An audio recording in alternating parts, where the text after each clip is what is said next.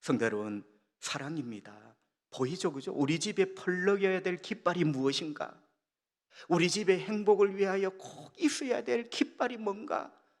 365일 펄럭여야 될 깃발, 바로 사랑이다. 사랑의 깃발이 펄럭여야 된다.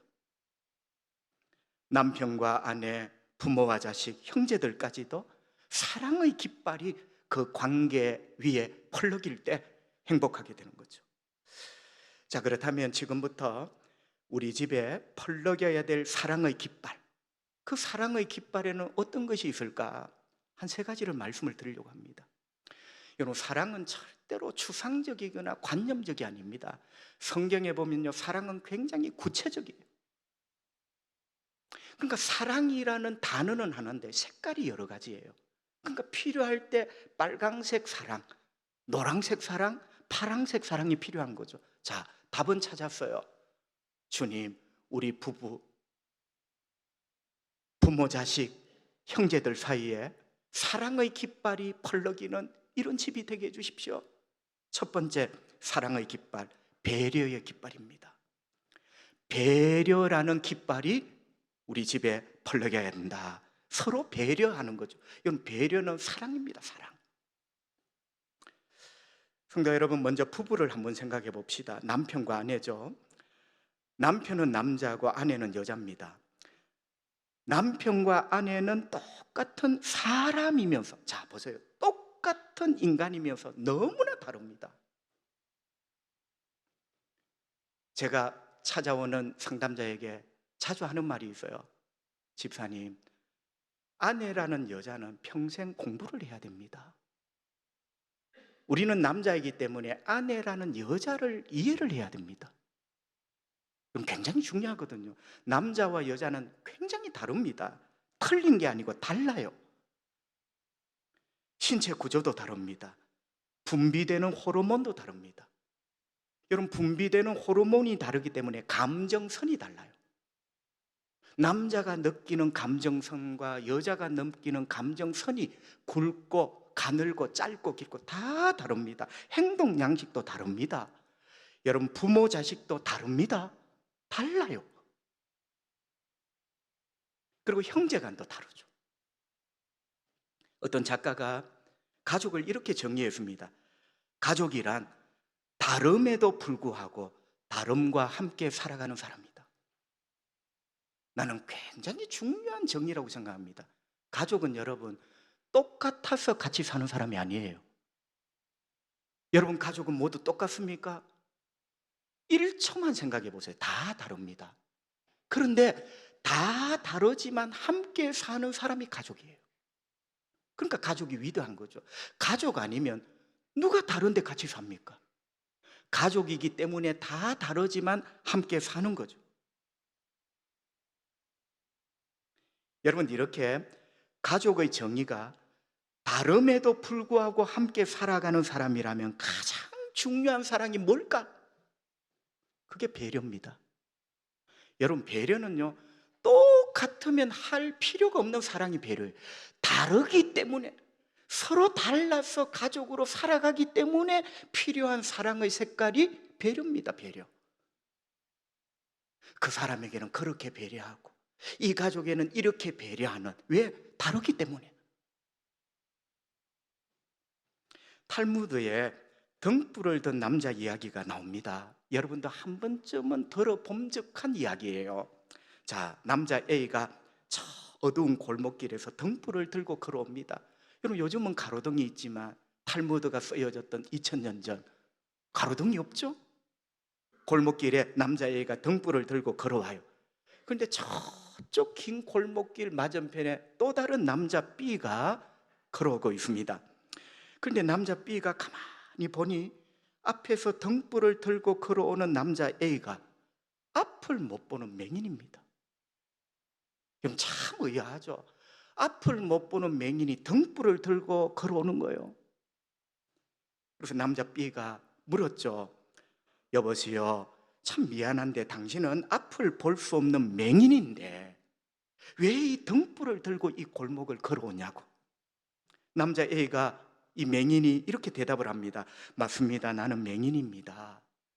등불을 수백 개를 들어도 나는 볼 수가 없습니다. 하지만 이 밤길에 다른 사람이 내가 삐딱삐딱 걷는 걸 걸어오는 걸 보고 못 보고 부딪혀 다칠까 봐. 이 등불은 내를 위한 등불이 아니라 다른 사람이 내가 비틀거리며 들어오는 것을 보고 부딪혀 다칠까 봐 그를 위한 등불입니다.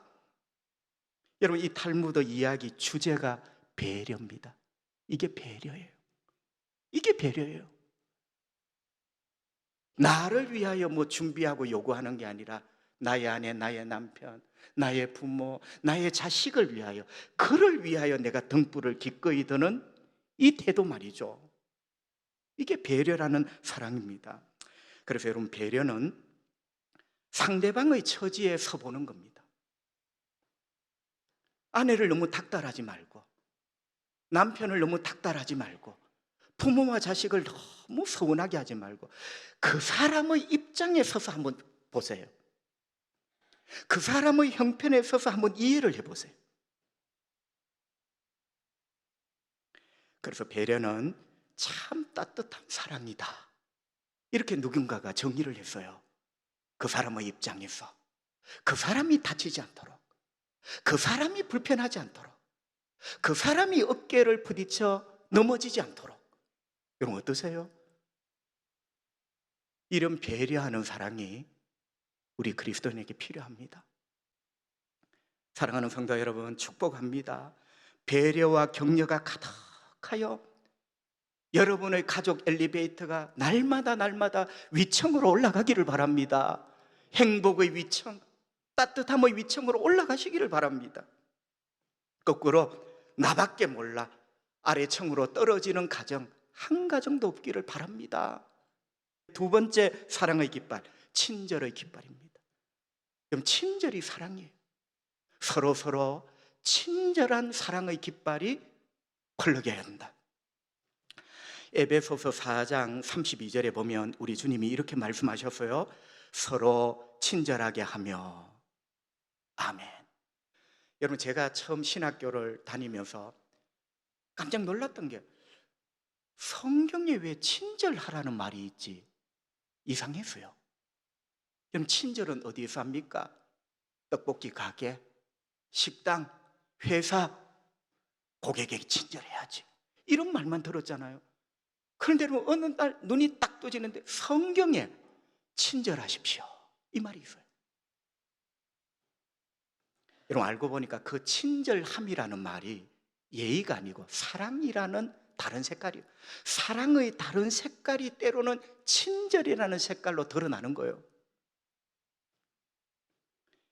여러분, 방금도 말했지만 오해하지 마십시오. 예수님이 우리 가족 안에서 친절하라는 말, 서로 친절하라는 말은 물건을 파는 가게나 식당의 친절과는 차원이 달라요.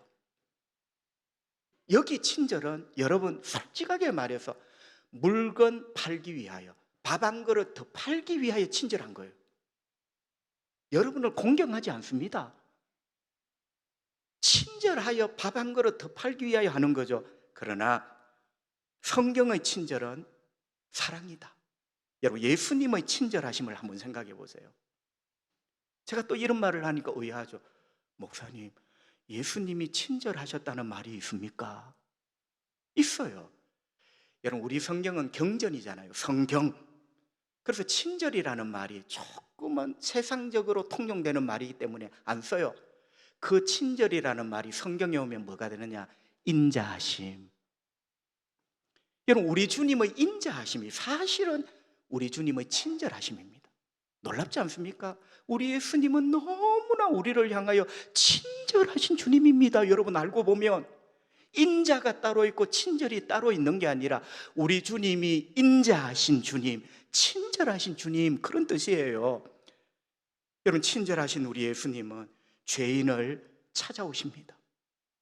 예수님과 죄인은 짝이 안 돼.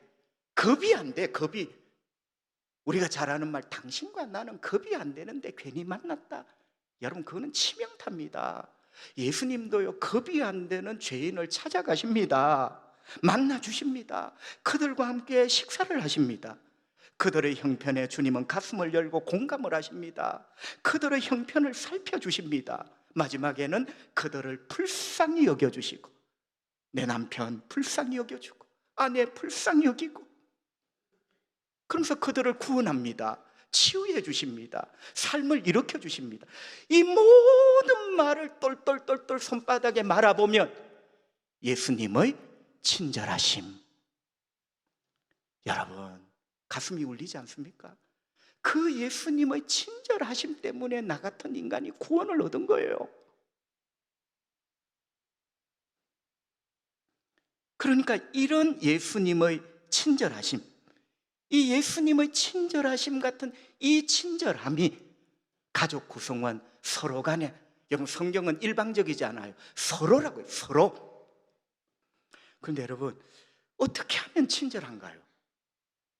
말씀은 다 알아듣고 말귀는 알아들을 것 같은데 어떻게 하는 게 친절일까? 존 거트만이 딱 하나 이야기를 해줍니다. 여러분 고민하지 말고 이 하나만 있어도 당신의 가정은 친절한 가정이 됩니다. 이론이 아니에요. 이 하나만 있어도 당신의 가정은 친절의 깃발이 펄럭이는 가정이 됩니다. 그 하나가 뭘까요, 여러분? 참 궁금합니다. 이 하나만 있어도 당신의 가정은 친절한 가정이라는 거예요. 여러분 그 답이 잠언 15장 23절에 있어요. 현대인의 성경으로 잠언 15장 23절, 주님이 이렇게 말씀합니다. 대답 한마디 잘해서 사람이 기쁨을 얻는, 말 한마디 잘해 아내가 기뻐요. 말 한마디 잘해 부모님이 기뻐요. 다시 한번요. 대답 한마디 잘해서 사람이 기쁨을 얻는 일이 얼마든지 있다. 왜 여러분 돈으로 하려고 합니까? 말 한마디 잘해서. 그 다음 보시면 제때에 적절한 말을 한다는 것이 얼마나 귀한 일인가. 이건 결국 뭡니까? 제때에 적절한, 상황에 맞게 때에 맞게 딱 알맞는 말을 할 때, 여러분 한번 들어보세요. 아내와 남편이 처한, 부모님이 처한, 사랑하는 자녀가 처한 그 상황에 딱 맞는 말을 해줄 때 그게 얼마나 귀한 일이고 그 말을 통하여 기쁨을 얻는 일이 얼마든지 있다는 거예요. 그러니까 친절의 가장 기본이 뭐냐? 상황에 맞는 이 친절한 말들을 하라는 거예요. 여러분 제가 가만히 생각해 보니까 상황에 맞는 친절한 말, 이 한마디에 엘리베이터가 올라가고 이 한마디에 즐거워하고 행복할 수 있는 세 가지더라고요. 고맙다, 미안하다, 수고했다. 성도 여러분, 남편이 월급을 가져왔습니다. 고맙다고 말을 좀 하십시오. 아내에게 잘못했습니다. 실수했습니다. 잘못했다, 미안하다 여보, 좀 미안하다고 말을 하십시오. 예수 앞에 인간이 되세요. 교회 와서 앉아있다고 여러분 구원 얻는 건 아니에요. 무슨 남편이 그런 남편이 있어? 무슨 아내가 그런 아내가 있어? 그리고 힘든 일 맨날 며칠, 시어머니는 내 엄마잖아. 내 엄마 수발을 했으면 여보 애썼다. 여러분 참 우리 예수 믿는 사람 이 말 못합니다. 기도는 얼마나 잘하는지, 설교는 얼마나 잘하는지, 그게 가짜야. 아내가 병들고 이런 말 한마디 못 들어 남편이 시름시름, 자녀들이 비실비실 하는데 고맙다, 미안하다, 수고했구나, 애썼구나. 여러분 이 말 한마디에 서러움이 녹아내립니다. 흐르는 눈물이 거쳐집니다. 없던 힘이 또 납니다. 다른 말은 그렇게 잘하는데 우리 가정 안에 왜 이런 말은 못할까? 우리 믿음이 고장난 거죠. 성도 여러분, 말씀에 정확하게 있어요. 제때에 적절한 말, 그 상황에 딱 알맞는 말이 얼마나 그 사람을 기쁘게 하는가. 여러분 우리 가정에 펄럭여야 될 사랑의 깃발, 세 번째는 짐을 서로 지는 겁니다. 이게 사랑의 완성이에요. 짐을 서로 져주는 것. 예수님은 우리를 구원하셨습니다. 참 고마우신 예수님이죠. 우리는 예수님 때문에 하나님 아들, 하나님 딸이 되었습니다. 우리는 예수님 때문에 영원한 천국을 기업으로 받았습니다. 여러분, 우리가 예수님 때문에 구원을 얻고 하나님 자녀되고 천국을 얻게 되었는데요, 어떻게 이런 일이 일어났습니까? 예수님이 우리 짐을 대신 지신 겁니다. 여러분, 우리 예수님이 우리 짐을 대신 지신 거예요. 무슨 짐? 죄짐, 죄의 짐. 여러분, 자꾸 십자가 하는데 십자가를 뜯어보세요. 분해를 해보세요. 예수님이 내 짐을 지시고 오른 것이 십자가예요. 예수님이 십자가에서 내 짐을 지신 거예요. 그게 사랑이죠. 짐을 지신 게 사랑이죠.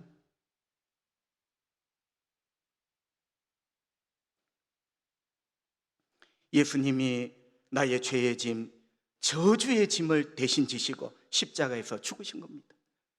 여러분, 이 십자가가 우리 구원의 중심이고, 여기서 마치면 안 돼요. 이 십자가가 구원의 중심이자 넘어서 내 삶의 중심이고 우리 가족의 중심 원리가 돼야 돼요. 그럼 십자가가 우리 가족의 중심 원리라는 말을 한마디로 하면 뭐죠?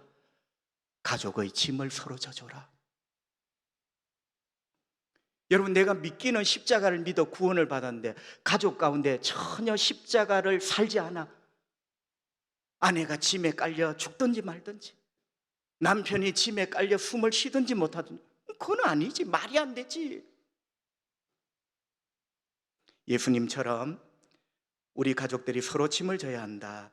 갈라디아 6장 2절 우리 주님이 이렇게 말씀합니다. 너희가 서로 짐을 서로 지라.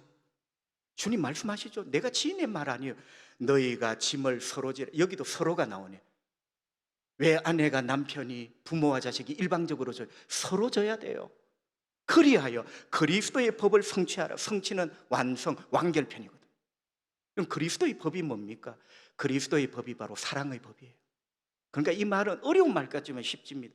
우리가 가족 상호간에 짐을 서로 질 때 그게 예수님이 보여주신 사랑의 법의 완결편이라는 거예요. 여러분, 사랑의 완결편은 짐을 서로 져주는 겁니다.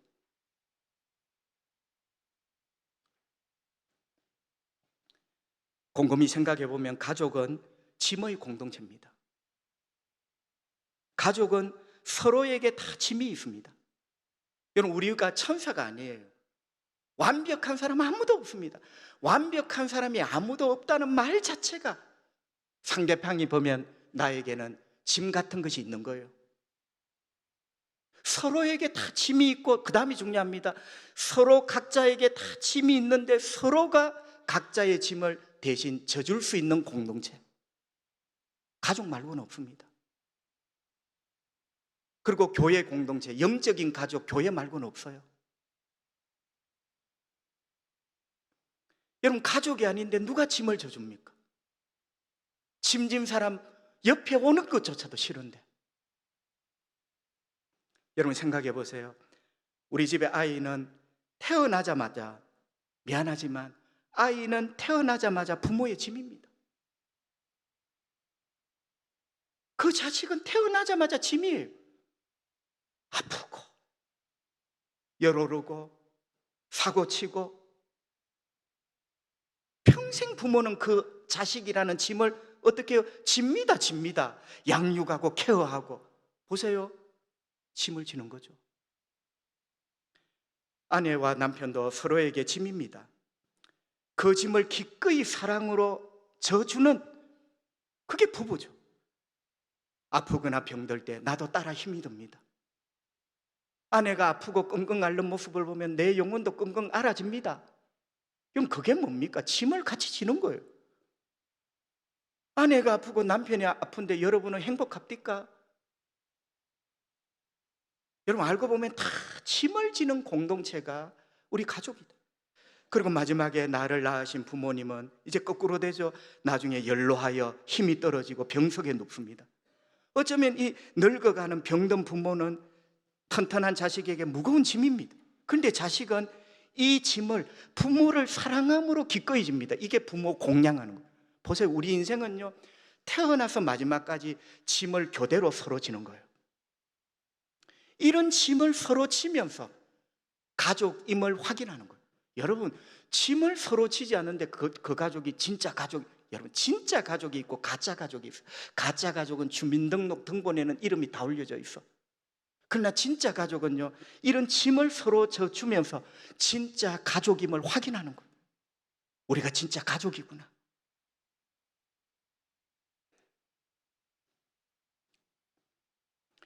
남편이 바람을 피워 집을 나갔습니다. 이 아내는 얼마나 힘이 들고 괴롭고 그 남편이 괘씸했겠습니까? 상처죠. 자존심이 무너질 대로 무너졌죠. 여러분, 세월이 흘렀습니다. 아내는 꿋꿋하게 자식을 잘 키웠고 세월이 한참 흘러 이 남편이 집에 돌아왔어요. 돌아왔는데 여러분, 돈을 벌어 돌아온 게 아니라 암에 걸려 돌아온 거예요. 참 기가 막힙니다. 암에 걸렸으면 밖에서 죽지. 속이 딱 문드러진 아내한테 돌아온 거예요. 여러분, 제가 좋게 생각해 보니까 마지막에 돌아올 것은, 나를 받아줄 것은 가족밖에 없구나. 또 그런 것 같아요. 아내는 기꺼이 이런 남편을 받아주었습니다. 아내의 절친들이, 야, 그렇게까지 할 필요 있나? 네 얼마나 그 인간 때문에 마음이 썩었냐? 그 인간은 받아주지 마라. 다 친구의 마음을 이해하면서 그 말을 한 거예요. 그런데 아내가 이렇게 말을 했습니다. 외도한 남편이지만, 병들어 들어온 남편이지만 내가 져야 될 짐 아니겠니? 내 짐이라는 거예요. 여러분, 이거는 나쁜 의미의 짐이 아니라 내가 거두고 내가 져줘야 될 짐이라는 거예요.